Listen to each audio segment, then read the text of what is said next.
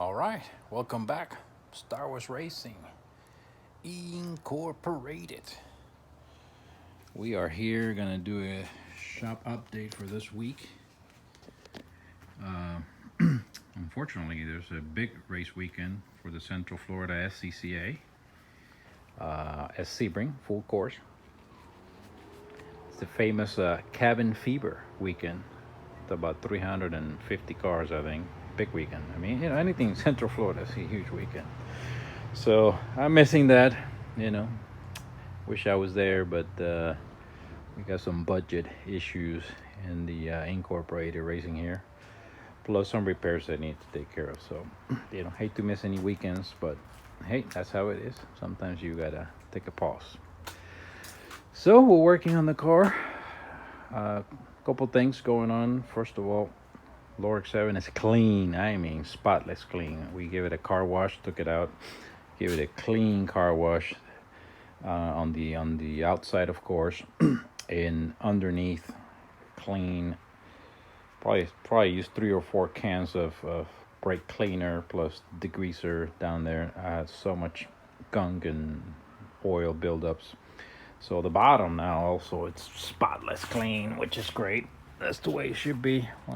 This is all super clean. This guy here, hopefully in a couple weeks we'll take it to the welding shop.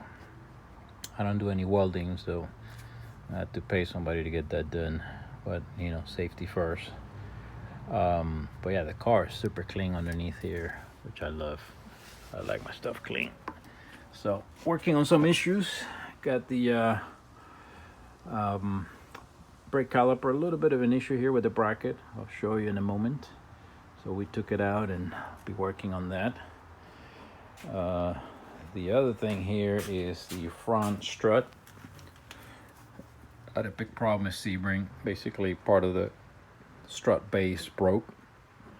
Excuse me. All this is good though. So checked all this. This is all fine. The control arm, everything's good here. This fell off for a little bit, and so I'm gonna have to put a new a duct for the brake, but I have it already here, so no problem, no big deal. So here's the caliper issue. So the caliper, the bracket's actually good. The problem is the where the pin goes, all the thread is gone, so there's no thread in there. Look at that, it's just flying. So it kind of had that little bit of play when you check it. So I need to figure out if I can re-thread this or find another way to make sure this is just nice and secure, not moving. It didn't seem to affect it, but obviously you don't want any loose parts or anything like that. So we're gonna find some way to secure this correctly here.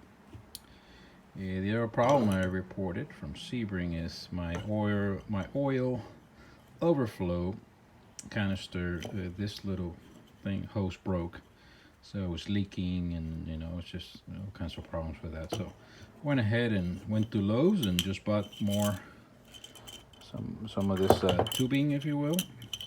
Fixed this one, but they're so cheap on eBay, $15-14, so I went ahead and got a new one too. So we got a new one and fixed the old one for a backup. So that's kind of what I do for the most part with parts. Get a new one and fix the old one for a backup. So here's the big deal. So this is the, I'm not a supercar guy, so this is the front wheel assembly on the left side.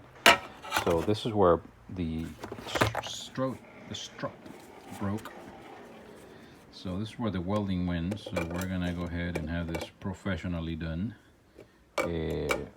Right. So actually the original piece went all the way here, so it's welded in. So we're gonna go ahead and make sure this is fixed and re-weld it correctly. And then we're also sourcing a new one just to make sure we're taken care of. So here's the strut. Looks pretty good.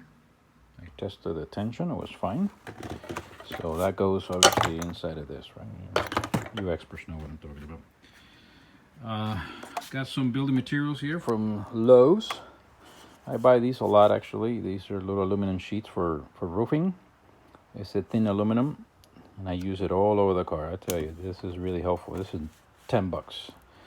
And it's good for body work, repairs, all kinds of stuff. So I'm gonna use it to fix my nose number one that I destroyed. See, this whole section is missing.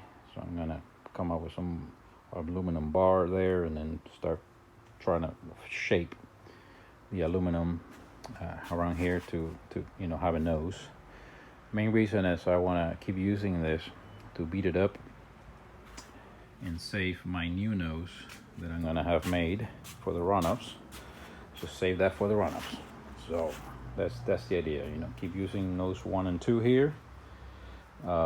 Nose 2 is okay, but the fiberglass is very light, so anything moves and it breaks. So these holes, the holes where you secure it, the other day, I hit something and then it was so light that it just broke off. So now I have to zip tie it there. So yeah, this is definitely not the same quality fiberglass as nose number 1.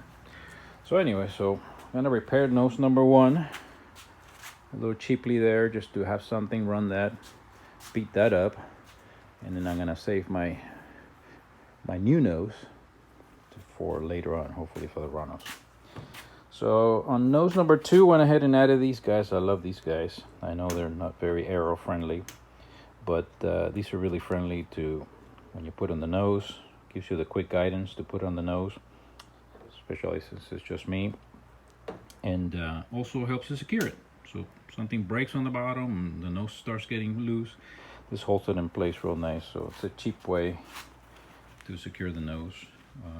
Like I said, not very aero friendly, but this is budget racing, people.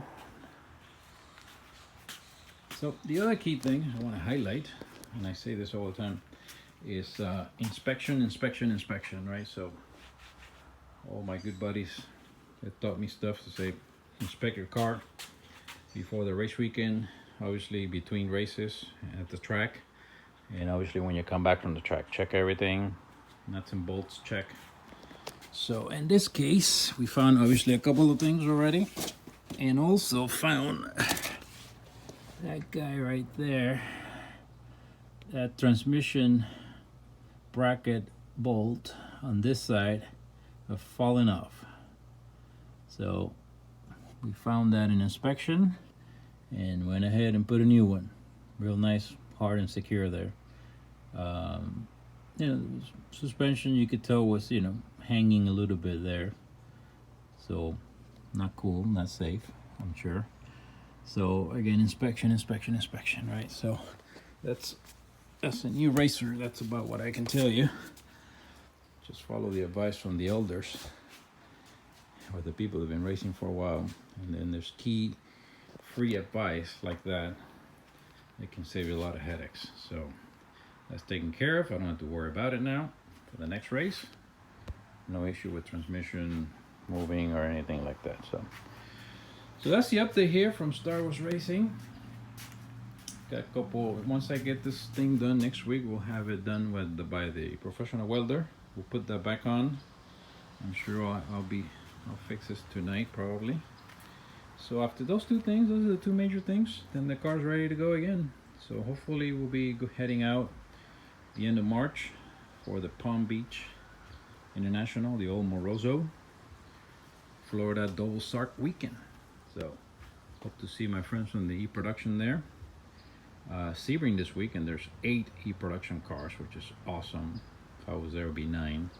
So the class is growing in Florida. I can tell you that. There's about 3 new cars that joined just recently. So the class is growing here in Florida, the E-Production, which is great news.